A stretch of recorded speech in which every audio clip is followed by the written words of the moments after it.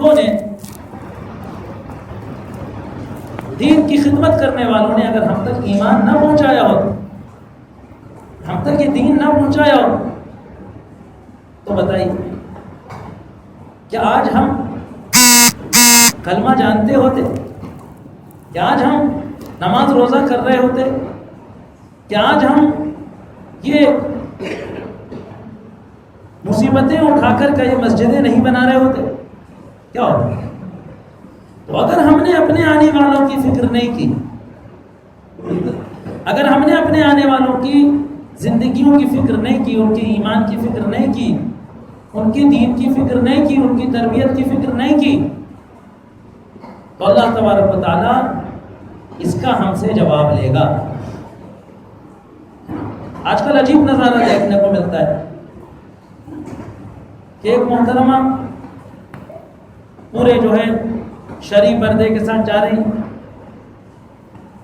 اور ان کے ساتھ ان کی جوان بچیاں اس حلیے میں جاتی ہیں کہ آپ کے لیے پہچاننا مشکل ہو جاتا ہے کہ یہ ہماری قوم کے لوگ ہیں کہ کسی اور قوم کے۔ ایک باپ ٹھنڈک میں، برفیلی ہوا میں، پانی میں جماعت سے مسجد نماز پڑھنے آتا ہے اور اس کے نوجوان بچوں کو آواز دیتا ہوا اٹھاتا ہوا نہیں آتا۔ ہم یہ سمجھتے ہیں کہ ہم ان سے محبت کر رہے ہیں، ارے صاحب ان کے بیچارے کو نیند میں سے اٹھانا۔ اللہ تبارک و تعالیٰ کہتا ہے قُوْ أَنفُسَكُمْ وَأَهْلِيكُمْ نَارًا، تم اپنے نفسوں کو اور اپنے گھر والوں کو، اپنے اہل و عیال کو آگ سے بچانا تمہاری ذمہ داری ہے۔ اگر اس میں ہم نے کوتاہی کی تو قیامت کے دن ہم سے اس کا سوال پوچھا جائے گا۔ یہ ایک امانت ہے، یہ دین جو نبیوں سے آیا ہے، نبیوں کے بعد صحابہ نے اس کو دنیا تک پہنچایا اور پھر مسلسل بزرگان دین نے اس دین کو اپنے آگے آنے والی نسلوں تک پہنچایا۔ اگر ہم اس دین کو نہیں پہنچائیں، آگے نہیں بڑھائیں، تو آج کے اس فتنے کے زمانے میں، آج کی اس آزمائش کے زمانے میں، آج کی اس میڈیا کے زمانے میں، آج کے اس انٹرنیٹ اور موبائل کے زمانے میں ہم اپنی نسلوں کو، اپنے بچوں کو کہاں دھکیل دیں گے، آپ اس کا تصور کر سکیں۔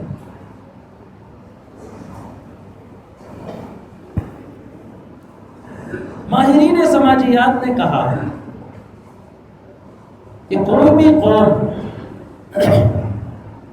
دنیا میں عروج کب کرتی ہے، کسی قوم کا بول بالا دنیا میں کب ہوتا ہے، جب وہ معاشرے میں تعلیم کے ذریعے پوزیشن کم ہے۔ بڑی پوائنٹ کی بات ہے۔ دیکھیے دنیا کے اندر آپ نے دیکھا ہوگا بہت سے لوگ ہوتے ہیں جو پیسے روپیے کے اعتبار سے، کاروبار کے اعتبار سے بہت بڑے ہوتے، خوب کمایا، بعض لوگ جائیداد کے اعتبار سے بہت بڑے، علاقے میں کسانی کے اعتبار سے بہت بڑے، لیکن فکر و تہذیب دنیا مانتی اس قوم کی بات ہے کہ جو سماج میں تعلیم کی لائن سے مقام کماتا ہے، اس کی فکر بالا تر ہوتی ہے۔ عجیب مسئلہ ہوا کہ ہماری قوم بدقسمتی کے ساتھ، بدقسمتی سے ہماری قوم، آپ جائزہ لئیے کہ چھوٹے چھوٹے گاؤں کا، چھوٹے چھوٹے علاقوں کا جن کی جو بہت بات کی ہے، بڑے شہروں کو دیکھ لیجیے، ہمارے محلے، ہماری قومیں، ہماری برادریاں تعلیم سے دوری کے لیے مشہور ہیں۔ نتیجہ کیا ہے؟ نتیجہ یہ ہے کہ ہمارے افراد، ہم کہیں یا نہ کہیں، ہم مانیں یا نہ مانیں، لیکن ہم ان قوموں کے زیر اثر ہیں، ہم ان قوموں کے زیر اثر ہیں جن قوموں کو ہم اعتبار سے بلند و برتر مانتے ہیں. لہذا یہ ضروری ہے کہ ہم اپنی قوم کے اندر اپنے بچوں میں تعلیم کے طرف توجہ دیں. دو چیزیں ہیں، ایک تعلیم کی طرف توجہ اور ایک ہماری سماجی زندگی کے اندر اسلامی اخلاق اور اقدار کا آنا. دیکھیے، سماجی اصلاح کے اور اصلاح معاشرے کے کام تو بہت ہو رہے ہیں، بہت جدوجہد ہو رہی ہے، بڑی چلت پھرت ہو رہی ہے. مسلم پرسنل لا بورڈ ہے اور یہ ہے اور وہ ہے، لیکن حالات کیا ہیں؟ حالات یہ ہیں کہ ہر گھر کی کہانی کیا ہے کہ شوہر بیوی سے عاجز ہے، بیوی شوہر سے عاجز ہے، ساس بہو کی دکھڑے روتی ہے، بہو ساس کی ظلم روتی ہے، بھائی بھائی کا دشمن ہے، پڑوسی پڑوسی سے بیزار ہے.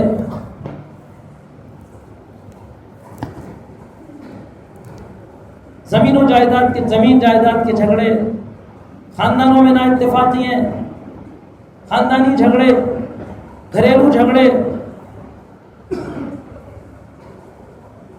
سینکڑوں ہزاروں طلاق کے مقدمے دارالقضاء میں اور کورٹ میں. دارالقضاء تک بھی چلیے ہم کچھ سوچ سکتے تھے، کورٹ کے اندر یہ کیا ہے؟ کیا یہی اسلام کی تعلیمات؟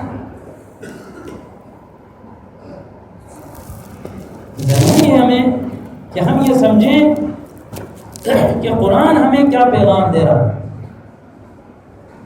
کہ کیا اللہ کے رسول صلی اللہ علیہ وسلم صرف ہماری عبادتیں درست کرنے، صرف ہماری نمازیں درست کرنے، صرف ہمیں روزہ، حج اور عمرہ اور تلاوت سکھانے آئے تھے، یا پوری زندگی کو اللہ کی مرضی پہ ڈھالنے آئے تھے؟ اسلام کیا ہے کہ پوری زندگی ہماری اللہ تبارک و تعالیٰ کی مرضی کے مطابق گزرے.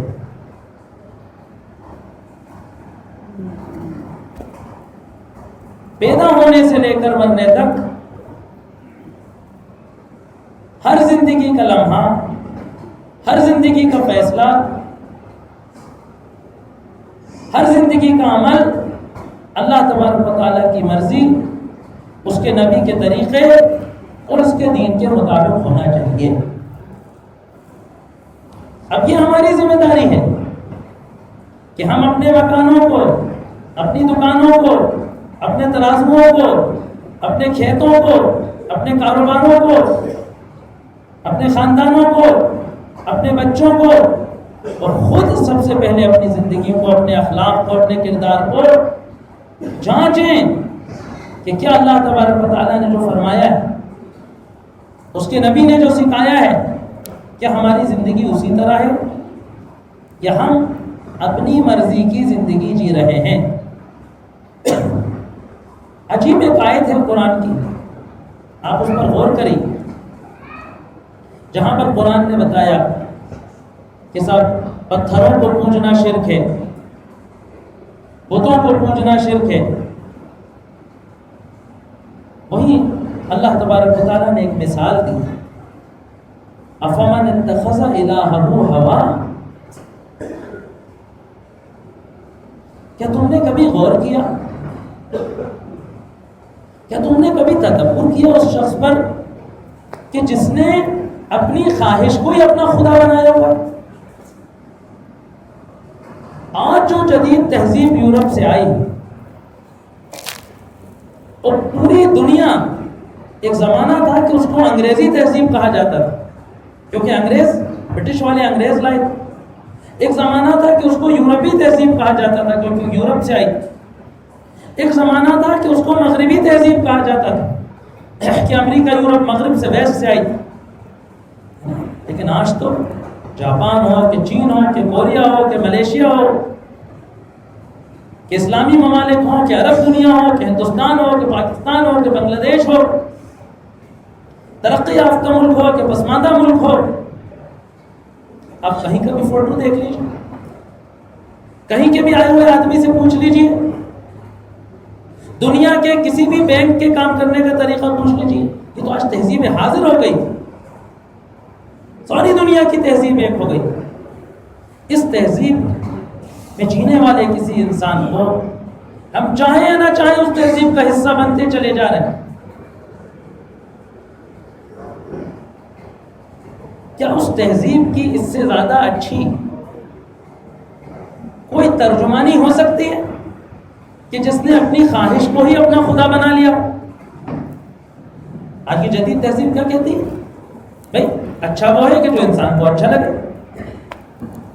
اب اگر مجھے نعوذ باللہ کسی کو آوارگی کرنا اچھی لگتی ہے تو تہذیب حاضر کہتی ہے آپ کو کیا پریشانی ہے، آپ اپنی مسجد میں بیٹھیے، آپ کیوں پریشان ہو رہے ہیں؟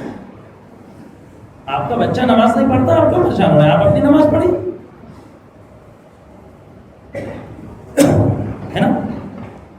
تو یہ جو تہذیب حاضر ہے اس سے مقابلہ ہمیں اور آپ کو کرنا ہے۔ اور دیکھیے سب سے بڑا جو المیہ ہمارے ساتھ ہوا ہے، سب سے بڑا جو المیہ ہمارے ساتھ ہوا کہ ایک مخصوص سازش کے تحت ہمارے ملکوں پہ غیروں نے قبضہ کر لیا، ہم سامراجی میں آ گئے اور ہمارے پاس کوئی اپنا خود کا اور ایجوکیشن سسٹم نہیں رہا، کوئی ہمارے پاس تعلیمی نظام نہیں۔ اب ہماری قوم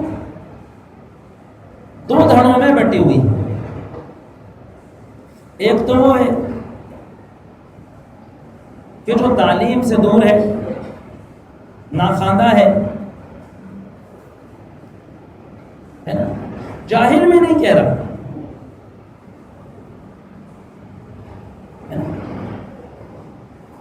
تعلیم سے دور۔ ابھی اس علاقے میں آنا ہوا اور یہ بات پتہ چلی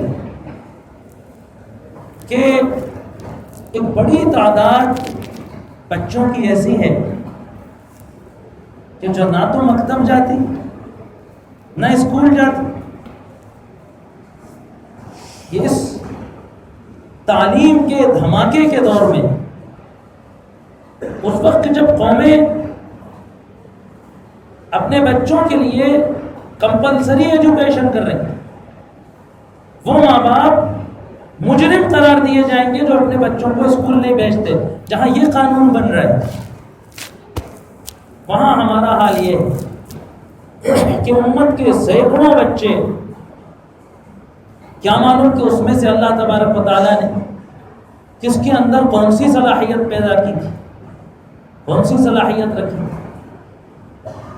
کس کے لیے اللہ نے اس میں امام غزالی بننے کی صلاحیت رکھی، کس نے اس کے اندر بخاری بننے کی صلاحیت رکھی تھی۔ ہم نے اس کو سڑکوں اور گلیوں گلی ڈنڈوں کے حوالے کر دیا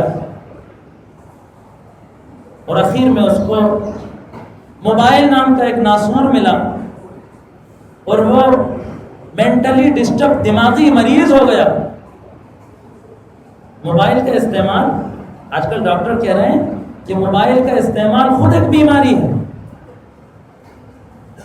جب پاگلوں کی طرح موبائل یوز کر رہے ہیں، بڑے ہوں کہ چھوٹے ہوں کہ جوان ہوں کہ بوڑھے ہوں کہ مرد ہوں کہ عورت ہوں کہ مصروف ہوں کہ فالتو ہوں، سب موبائل یوز کر رہے ہیں، بس اس میں وقت ضائع کر رہے ہیں۔ ہمارے پاس کوئی اپنا تعلیمی نظام نہیں، یا تو ہمارا بچہ جہالت کی کھنڈ میں چلا گیا، پورے معاشرے، پوری سوسائٹیاں۔ اور یاد رکھیے گا کہ جو تعلیم سے محروم ہوتا ہے اس کو گمراہ کرنا، اس کا مس یوز کرنا، اس کا استعمال کرنا، اس کو اپنی خواہشات کا یرغمال بنانا، اور اس کو اپنی خواہش کا پتلا بنا لینا بہت آسان ہو. پڑھا لکھا آدمی تو وجہ پوچھتا ہے یہ کیوں، ایسی بے وقوفی کی بات میں کیوں مانوں. دوسرا طبقہ ہماری امت کا ہے، کم افراد ہیں لیکن کیا ہے کہ جو غیروں کی تعلیم گاہوں میں جا رہے ہیں، غیروں کی کوچنگ میں جا رہے ہیں، غیروں کی تربیت میں پل رہا ہے، نشو و نما ہو رہا ہے. اس میں اللہ ماشاء اللہ سوائے اس کے کہ جن کے گھروں میں کوئی ماحول تھا، جن کے والدین نے کوئی بہت فکر کر لی، جن کو کسی مکتب کے حافظ صاحب نے پکڑ لیا، یا جن کو کسی موقع وقت رہتے دعوت تبلیغ والوں نے جس کا ہاتھ تھام لیا، یا اور کسی نظام سے جڑ گئے تو بات الگ ہے، ورنہ ان کے تو ایمان کے بچانے کے بھی لالے پڑ رہے ہیں. یہ افراط و تفریط میں ہم مبتلا ہیں. اس کا وحید حل کیا ہے کہ ہمارے پاس اپنا تعلیمی نظام ہے جس میں ہم اپنے بچے کو دین اور دنیا، یہ لفظ اس لیے استعمال کر رہا ہوں تاکہ لوگ سمجھیں، ورنہ جیسے ابھی آپ نے سنا تھا کہ سب دین ہے، دین اور دنیا کی تعلیم پڑھائیں. علماء نے لکھا کہ اللہ تبارک و تعالیٰ کی دو کتابیں ہیں، ایک پڑھنے والی کتاب قرآن، اور ایک اس کی کتاب ہے یہ پوری کائنات کہ جس میں اس کی قدرت کو، اس کی خلاقیت کو، اس کی توحید کو تلاشا جا سکے. آج کی ایسی سائنس کی ترقی کے لیے شاید اللہ تبارک و تعالیٰ نے یوں کہا تھا سنریہم آیاتنا فی الآفاق وفی انفسہم، کہ ہم ان کو اپنی نشانیاں اس کائنات میں دکھائیں گے اور ان کی جانوں میں دکھائیں گے. ڈاکٹری کا علم دیکھیے، طب کا علم دیکھیے، حتیٰ یتبین لہم انہ الحق، یہاں تک کہ ان پر یہ بات کھل جائے گی کہ یہ حق. لیکن ایک بات یاد رکھیے کہ سائنس پڑھ کر توحید تک انسان کب پہنچے گا؟ کہ جب سائنس کو قرآن کے سائے میں پڑھایا جائے، جب سائنس کو ملحدوں سے پڑھا جائے گا، جب سائنس کو اللہ کو نہ ماننے والوں سے پڑھا جائے گا، تو پھر اللہ کی قدرت پر یا اللہ کی توحید پر وہ سائنس کیسے دلالت کر سکے؟ تو ہمیں اس بات کو سمجھنا ہو، وقت رہتے ہمیں اس کا حل ڈھونڈنا ہو. یا تو ہمارے پاس ایسے تعلیمی مراکز ہوں، ایسے اسلامی اسکول ہوں، یا ایسے مدارس ہوں کہ جو اپنے مدرسوں کے اندر بنیادی علوم کو قرآن و حدیث کے ساتھ، دینیات کے ساتھ، عربی اور اردو زبانوں کے ساتھ، سائنس کو، ٹیکنالوجی کو اور میتھمیٹکس کو، علوم کائنات کو پڑھائیں. یا آخری حد اس بات کی ہے، آخری حد یہ ہے جب تک کہ یہ انتظام نہیں ہو رہا. ایک جگہ ہم گئے، بڑا اچھا ماحول تھا، بہت صاف ستھرا ماحول، بڑا اچھا لگا جا کے. وہاں پر لوگوں نے کہا کہ صاحب دیکھیے ہم لوگوں نے بڑی محنت کی، ہمارے علماء مسجد کے ذمہ دار ہیں، ان نے اور پورے محلے نے مل کر یہ محنت کی کہ 100% ہمیں اس بات کو یقینی بنانا ہے کہ محلے کا ہر بچہ اسکول جائے گا اور ہر بچہ مسجد کے مدرسے آئے. خالی اسکول گیا تو ابھی بھی رزق بڑا بچا ہوا ہے. تو کم سے کم اس کی کوشش کی جائے کہ ہر بچہ تعلیم کے زیور سے آراستہ ہو. اگر ہمارے پاس مکمل تعلیم دینے کا ذریعہ نہیں ہے تو کم سے کم ایسے اسکول جانے والے بچوں کے لیے مکتب کا انتظام ہو اور ایسا ہمارا سماجی نظام ہو کہ ان بچوں کو کسی بھی قیمت پر مکتب یا مدرسے لایا جائے. ورنہ تو ان علاقوں میں جہاں پر خود حکومتیں تعلیم نہیں فراہم کر پا رہی، معقول مدد اسکول نہیں ہے، اتنی بڑی بستیوں میں 8ویں اور 5ویں کا اسکول نہیں ہے، 10ویں کا ایک اسکول. یہ تو بڑا غنیمت موقع تھا کہ ہم اپنے بچوں کو اپنے انہی مدارس میں،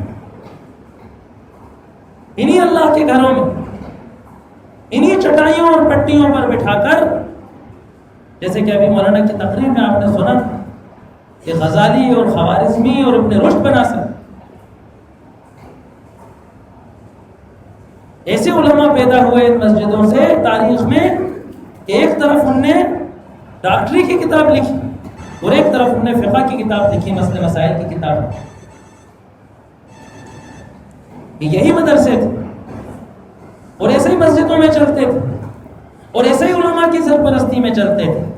کوئی بڑی بات نہیں ہے، بس بات کو سمجھنے کی، محسوس کرنے کی ضرورت ہے.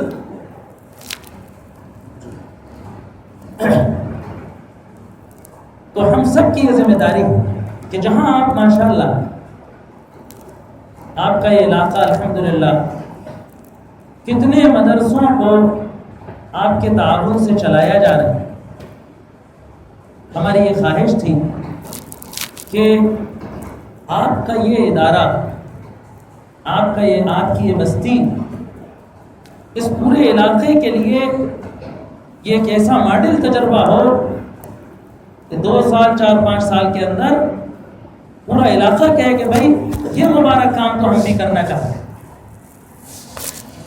حدیث کے اندر آیا دال علی الخیر کا فاعل، اگر کوئی آدمی ایک نیک عمل کرتا ہے، کوئی ایک نیک طریقہ رائج کر دیتا ہے، تو اس کو اس عمل کا، اور قیامت تک جو کوئی اس عمل کو کرتا ہے اس کا ثواب اس کو حاصل ہوتا ہے. یہیں وہ نسل تیار ہوتی کہ جو تعلیم سے، ایمان سے، دین سے اور اخلاق سے اور دعوت سے جڑ گئے. خالی دعوت سے آپ نے جوڑا، علم سے رہ گیا، علم سے جوڑا، جدید علم سے جوڑا تو دینداری سے پیچھے چلا گیا، دیندار بنایا، خالی مذہبی بنا دیا تو اخلاقیات سے پیچھے چلا گیا. اللہ نے دیکھیے کہا، نبی کا کام کیا بتایا، یتلو علیہم آیاتہ، قرآن سکھایا، ویزکیہم، تزکیہ بھی نبی نے کیا، ویعلمہم الکتاب والحکمہ، کتاب بھی نبی نے سکھائی، اور حکمت کیا ہے، یہ دانائی، جینے کا ہنر، جینے کا سلیقہ نبی نے سکھایا. جبھی تو حدیث کی کتاب میں کپڑا پہننے کا طریقہ بھی ہے، جوتا پہننے کا طریقہ بھی ہے، سونے کا طریقہ بھی ہے. بتائیے سونے کا دین سے کیا تعلق؟ کپڑے کو دائیں ہاتھ ڈال کر پہنے، اس کا دین سے کیا تعلق؟ لیکن سب کا دین سے تعلق، جو ہماری زندگی سے جڑا ہوا ہے اس کا دین سے تعلق. تو سنت کیا ہے؟ سنت کا صحیح مفہوم ہے جینے کا سلیقہ، جینے کا ڈھنگ. تو ایسے اداروں کی ضرورت، ایسی مشن کی ضرورت کہ جو ایمان بھی یہاں سیکھے، علم بھی یہیں سیکھے، اخلاق بھی یہیں سیکھے، کردار بھی یہیں سیکھے، دعوت کا کام بھی یہیں سیکھے، اور پھر پوری دنیا کے سامنے ایک اللہ کے نیک بندے کا نمونہ بن کر قائم. بس اگر آپ نے اتنا کر لیا، یقین مانیے آپ کو کسی کے دروازے کو کھٹکھٹا کے جا کے دعوت دینے کی ضرورت نہیں پڑے گی. آپ کا وجود دعوت ہوگا، آپ کی دکان ستھرے لباس دعوت ہوگی، آپ کے محلوں کا سلیقہ دعوت ہوگا، آپ کے بچوں کی سنجیدگی دعوت ہوگی، آپ کی عورتوں کی حیا لوگوں کے لیے دعوت ہوگی، آپ کے عدالتوں میں آپ کے گھریلو جھگڑوں کے کوئی کیس نہ آنا لوگوں کی طرف اپیل ہوں گے کہ آخر ان کو کون سی تعلیم دی گئی ہے کہ ان کا گھریلو جھگڑا نہیں ہوتا ہے نا. آپ کی کسانی دعوت ہوگی، ایمانداری دعوت ہوگی، آپ کی شرافت لوگوں کے سامنے دعوت ہوگی. تو ضرورت ہے کہ ہم اس کے بارے میں بہت سنجیدگی سے سوچیں. دیکھیے بہت وقت نکل چکا ہے. اگر حالات کو آپ 10 سال پرانے میں سوچ کر دیکھیں، 25 سال پرانے ہو کر سوچ کر دیکھیں، تو آپ کو پتہ چلے گا کہ حالات کتنے خطرناک ہوتے چلے جا رہے ہیں. ایک وقت وہ آنے والا ہے نا کہ اس آزادی کے ساتھ اتنے مجمع کو جمع کر کر جلسہ کرنا اور تقریر کرنا اور جمعے کی نماز پڑھنا، اپنا نام بتانا بھی مصیبت کا کام ہو جاتا ہے. ایک وقت ایسا بھی آتا. تو دیکھیے اگر حالات کے سامنے اگر تدارک نہیں کیا گیا، اگر ابھی دھیان نہیں دیا گیا، تو دیکھیے اس ملک میں اور اس ملک میں کیا پوری دنیا میں اور خاص طور سے اس ملک میں اپنی شناخت بچانا مشکل ہو جائے گی. اس ملک میں اپنے آپ کو بچانے اور اپنے آپ کو بڑھانے اور اپنے آپ کو اوپر اٹھانے کی ترکیب دعوت کے علاوہ کوئی دوسری نہیں. لیکن کون سی دعوت؟ بس اس پر ذرا کبھی غور کیا کیجیے. ہم نے کیا کیا ہے کہ وسائل کو اصل سمجھ لیا. یہ چلت پھرت دعوت کا طریقہ تھا. ہم نے صرف اس طریقے کو سمجھ لیا ہے کہ کرنے سے پورا ہو جائے گا. دعوت کیا ہے؟ دعوت یہ ہے کہ ایمان کو دوسرے کے سامنے پیش کرنا. اور یاد رکھیے گا کہ صحابہ ایمان کو بتا کر نہیں پیش کرتے تھے، صحابہ ایمان کو دکھا کر پیش کرتے تھے. ان کی پوری زندگی دعوت ہوتی تھی، ان کا کاروبار دعوت ہوتا تھا. اس طریقے سے اللہ تبارک و تعالیٰ